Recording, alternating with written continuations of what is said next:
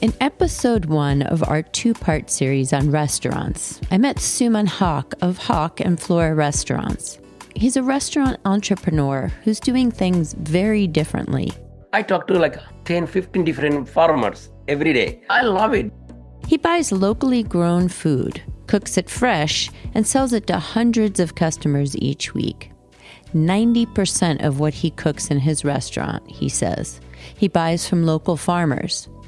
Jill Bebout of Blue Gate Farm is one of them. I would say of all of the restaurants in Des Moines, he walks the walk at the highest level. He works with a huge range of local producers. He goes so far as to source local flour. Just nobody else does that. And I know it's not convenient. It's not convenient. And in episode 1, I explored how most restaurants now use what are called broadliners, global food distributors like the company Sysco, who supply almost everything a restaurant might need, from broccoli to garbage bags. Sysco used to offer a really good product line and really convenient. Never forget the convenience of it. Don't discount it. But now it's like the phrase, tonight's dinner fell off the Sysco truck. Your dinner just fell off the Sysco truck. It's a phrase Austin Frerick uses to capture an experience most of us in Iowa have had. It's a dinner that was often grown far away, went from a truck into the freezer, and fried before it hit your plate. You can go to any town, anywhere, and literally get the same meal, a meal characterized by pervasive blandness and a lack of anything particularly fresh or nutritious. But today, in episode 2, I want to introduce you to restaurateurs and organizations that are helping change that equation. People working to put Iowa on the map in a new and delicious way. I'm Beth Hoffman, author, journalist, and farmer. At the Iowa Farm Table is a production of the Iowa Food System Coalition, a group of more than 50 organizations in Iowa, working to make the food system more just, equitable, and sustainable.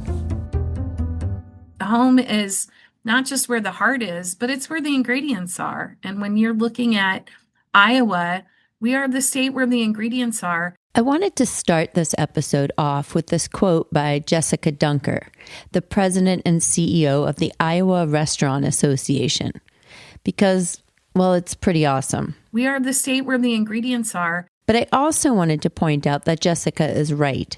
At our core, Iowa is a farm state. We grow food, and yet we are also one of the biggest food deserts in the nation. We import most of the food that we eat in Iowa. So what is our cuisine if we take away the frozen foods and the Sysco trucks? What's left is, yes, a lot of corn and soybeans humans don't eat, but there are a lot of smaller scale farms all over Iowa now, farms growing a huge variety of produce and proteins. Farm-to-table cuisine is part of Iowa's culture, and Dunker says it's a growing economic opportunity. It's fine if other states want to do it, but from the standpoint of a culinary identity, that's ours to claim, and it's time to claim it. There's actually data to support Dunker's excitement for the opportunity Iowa has to become a farm-to-table Mecca. Polls taken in other states have shed light on Iowa's possible future. The Iowa Tourism Office, they shared a study with me that was really interesting. When they put out a study about what people think about Iowa, like if they were going to travel to Iowa, most people had no impression of Iowa. They didn't have an impression that we needed to apologize for anything. We're a blank slate. A blank slate is a great place to be.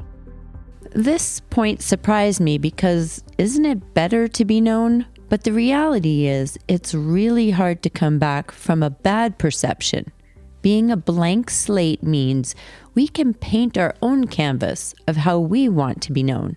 For those who did think about coming to Iowa, if they were going to take a trip here, the number one thing that they thought that they would find and want to do is go to a farm-to-table restaurant. And the second thing they thought they would want to do is go to a farmer's market. Well, you know what we do really well? Both of those things. In other words, it's Iowa's farms that are the draw. Studies show that people want to come to Iowa to have, quote, rural experiences.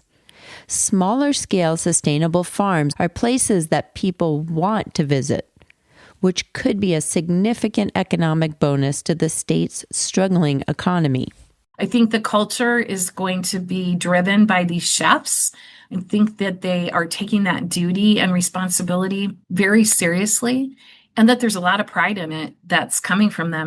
This is important not only for tourism, a topic we'll come back to in a later episode this summer. It's also essential because small farms need help getting the word out about their products.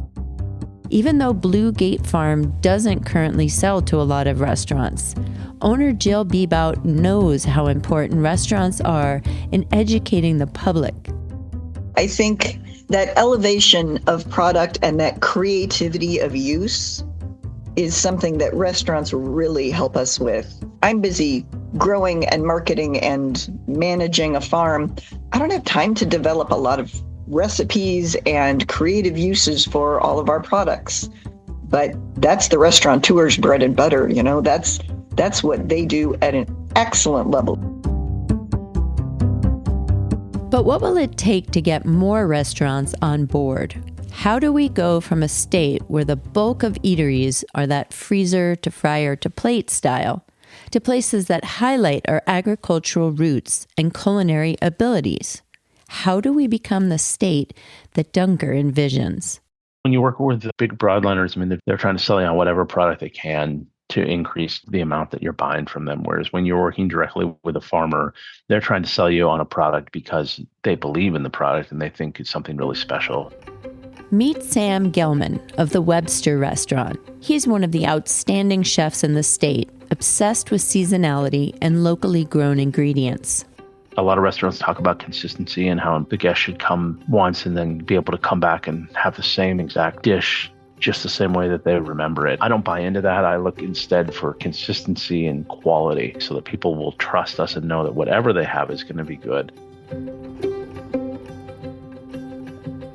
There were 3 things I heard again and again from the people I interviewed about local food and restaurants in Iowa. The first is this point that Sam Gelman makes. Consistency for farm-to-table restaurants is found in quality, not in set menu items. To serve local food, restaurateurs have to be ready to go with the flow of what's in season.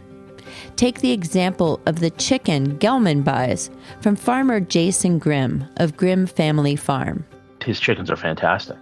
It's one of the best tasting chickens I've ever had. They're free-range chickens, so he doesn't raise them in the winter. And we have chicken on the menu when he has it available, and when he doesn't, we don't have chicken on the menu. So, it can be a little bit of a turn-off to people that come in and think that they're going to have chicken, but honestly, I don't think anybody's ever complained about it. The true farm-to-table restaurant is not one where you're going to find the same things on the menu in December that you're going to find in June. Again, Jessica Dunker. Because they have actual relationships with farms and they're going to create seasonal dishes.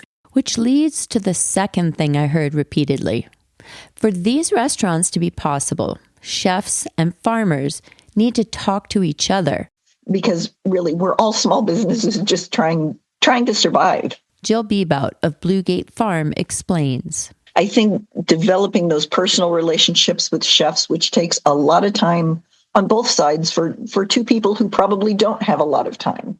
I don't know what a restaurant is having a hard time sourcing or what their dream item is unless I have that conversation. So I think more of those one-on-one conversations and developing those relationships, but both the chef and the farmer have to want to do that. Chef Sam Gelman. We have 2 farms that we work with primarily during the season for our produce. And every year we meet with them in the fall or in the winter.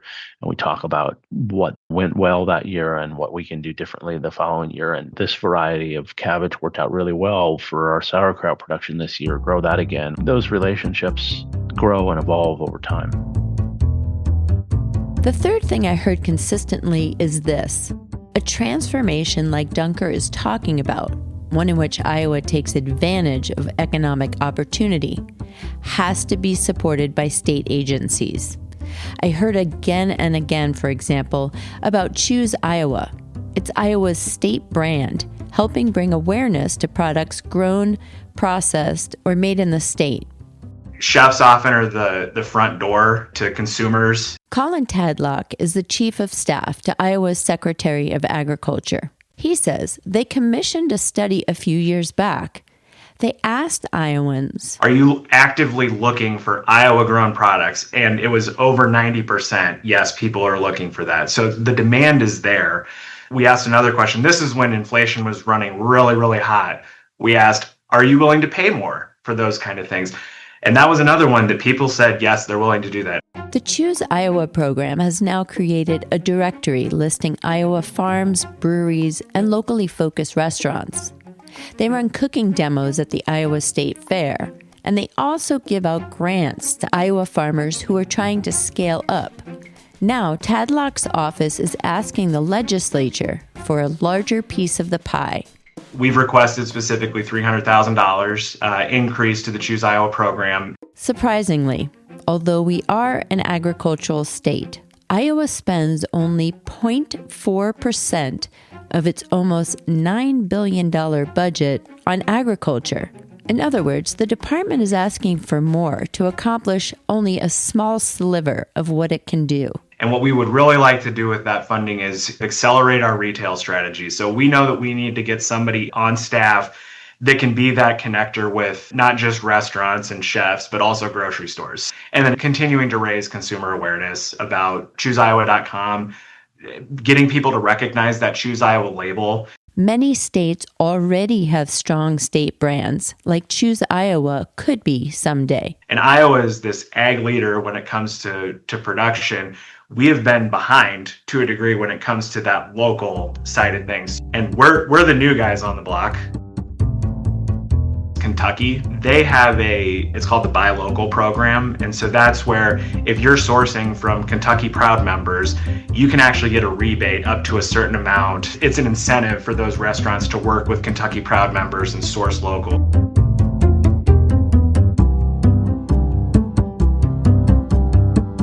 There's certainly a lot of work to be done, and countless ways restaurants, farmers, private groups, and the state can work together to promote locally grown food. The opportunity is ripe for the picking and could help make Iowa one of the food capitals of the United States. We have like 500 different purveyors. Chef Sam Gelman. Which can be a challenge, just from the sheer administrative standpoint of that and the accounting. It isn't easy, but it isn't the end of the world. I mean, at the end of the day, it's just cooking, right? We're not doing brain surgery here. As a cook and as a chef, you should be able to adapt to changes and adapt your menu and adapt your cuisine. Again, Jessica Dunker. We are the state where the ingredients are. What the rest of the world doesn't yet know is that we're also the place where the exceptional culinary experience happens as well. And so they're missing out. I hope they'll get in a car or on a plane. Come see us. Very special thanks to Suman Hawk, Sam Gelman, Colin Tadlock, Jessica Dunker, and Jill Bebout in speaking with me for this podcast mini-series. John Hoagland and Tommy Hexter edited this series, and Brian Dobeck created the music. At the Iowa Farm Table is a production of the Iowa Food System Coalition. Follow us on social media and sign up for our newsletter at iowafoodsystemcoalition.org. And please share these podcast episodes with a friend or two. I'm Beth Hoffman. Thanks so much for listening and for supporting local food in Iowa. Soundstripe.